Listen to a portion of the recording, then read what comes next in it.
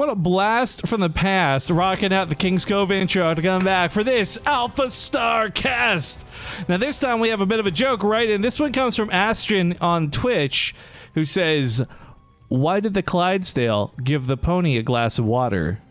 Because he was a little horse.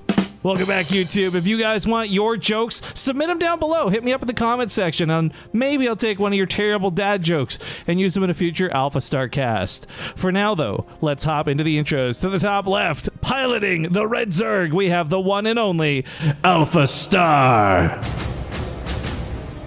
And here on the ladder, they've managed to find a Terran opponent. It is the blue Master Player.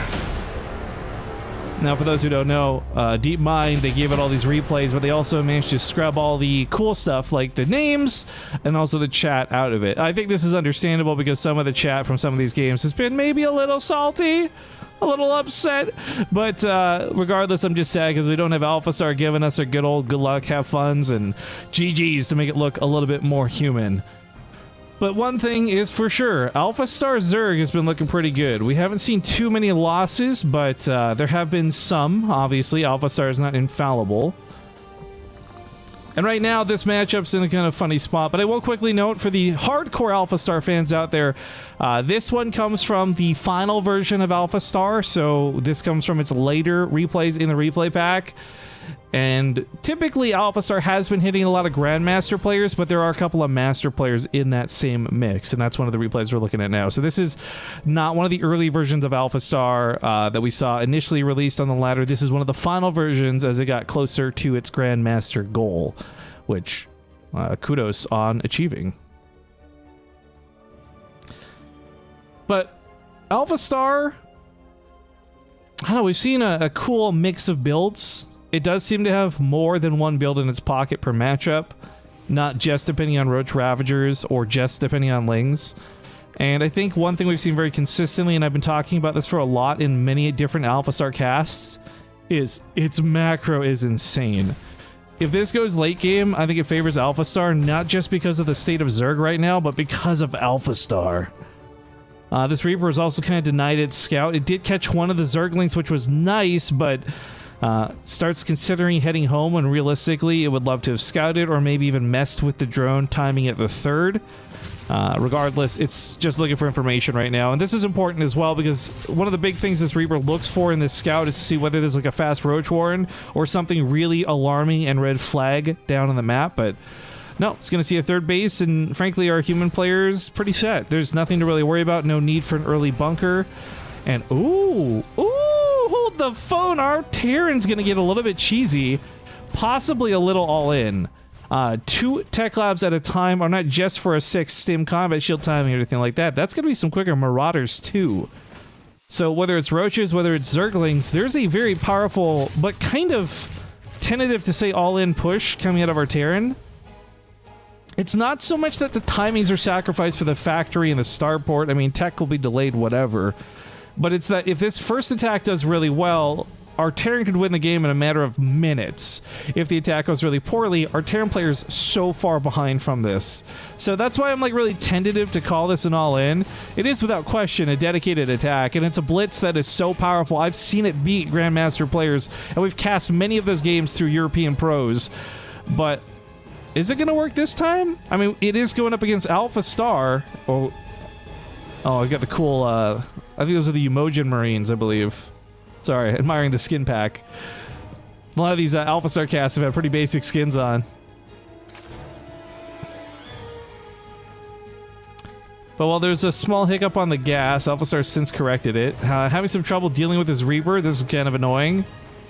Should be resolved here soon. But, you know, this Reaper didn't exactly kill a bunch of drones, so there's a pretty good economy for our Zerg.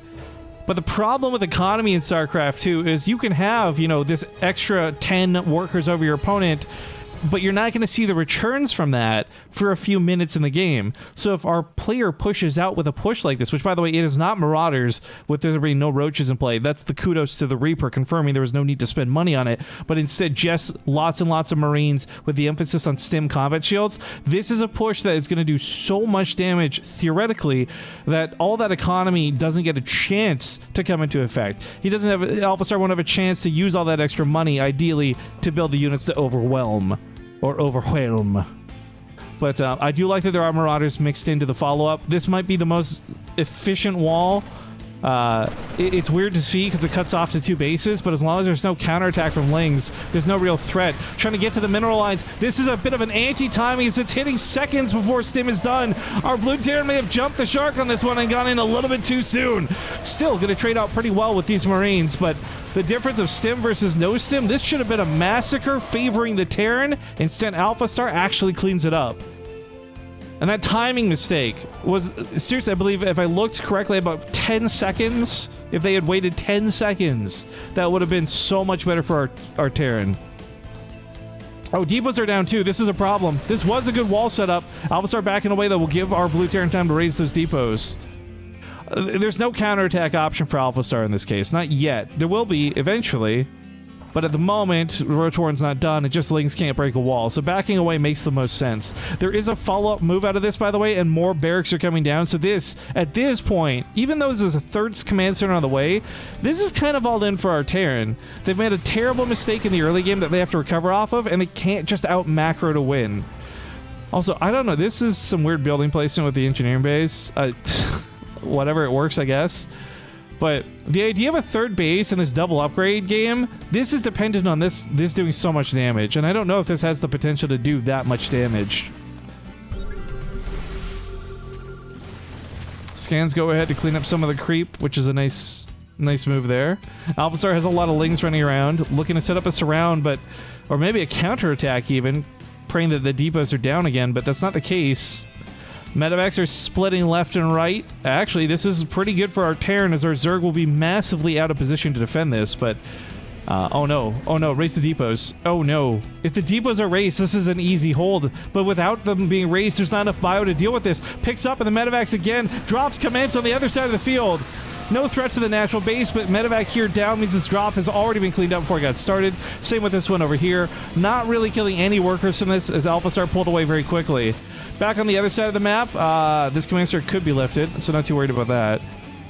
But while this was a really cool idea out of our Terran, this was ultimately very poorly executed, and timing just has not favored them. Oh no. Oh no. Seeing a lot of instances where people attack their own buildings and always feels bad every time.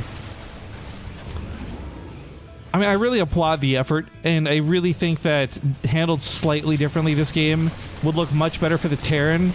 But in every way right now, this convincingly looks better for the Zerg. Army supply, worker count, I mean 83 drones, not having hardly lost any to these attacks. That's 3 to 4 medevacs dedicated, killing up to 9 drones maximum. That's really not worth it. And as we have another push coming out, there is a world here where Widow Mines wipe out the Lings and then the remaining Bioforce can actually collapse on the Roaches and Ravagers. I think relatively easily, actually. But that's a far cry from a sure thing. These Widow Mines don't have drilling claws, so burrowing on the front line in time to intercept those Lings is going to be tough. Not to mention, if AlphaStar's on its game, it should be splitting. I don't know. I'm waiting for the big oof moment, trying to bait onto the Widow Mines. This is clever. I like this, actually. Well, I like this a lot less now that he's committing it to an attack. I think... No. This is a big mistake. I think if this army had baited them onto the Widow Mines, and then, like I said, the remaining Bioforce could collapse, now there's actually not enough units that even if every single Ling gets killed, a lot of Marauders just died in that push. So there's just simply not enough to stop this. Widow Mines won't cut it. I mean, look at this. AlphaStar's already pre-splitting too, so it's hardly taking any damage from this. She has done a great job deflecting the attack, even though, you know, walking into their own corrosive biles is a little awkward. I hate to say it, but this is looking like a done game at this point. There's just too much of a supply. There's no bunkers. There's no siege tanks. To be clear, the build that the Terran player went for on this, I've seen win games. But it was not properly executed, unfortunately. So AlphaStar was able to defend the early push, right? There was no stim for that attack. Now the worker count, that supply, this all comes from the economy I talked about earlier, taking time to get into the position where you can take advantage of all those extra workers. And now time has passed and the advantage is taken, and with so many roaches and ravagers and no siege tanks, there's just no hope. I mean, it takes some time to break the depots, but the depots actually kind of hurt the Terran in this case almost a little bit more. They can't collapse on top of this army. They're not getting a concave on the other side of their own defensive wall. And while AlphaStar is being brought back home to deal with another drop, I don't think AlphaStar needs to. The Crystal Ball is trying to hit these units as they bait back, but the Terran player's dodging them pretty well. Kudos. But it's 50 army supply versus 130. This is the worst outnumbering of supply I've seen in some time. 20 roaches, 18 ravagers, and a GG. Ladies and gentlemen, AlphaStar claims the life of another human. I hope you enjoyed these games. I hope you enjoy watching them on YouTube. It's always great putting these up there. And again, like, comment, subscribe, and I'll see you guys on the next one.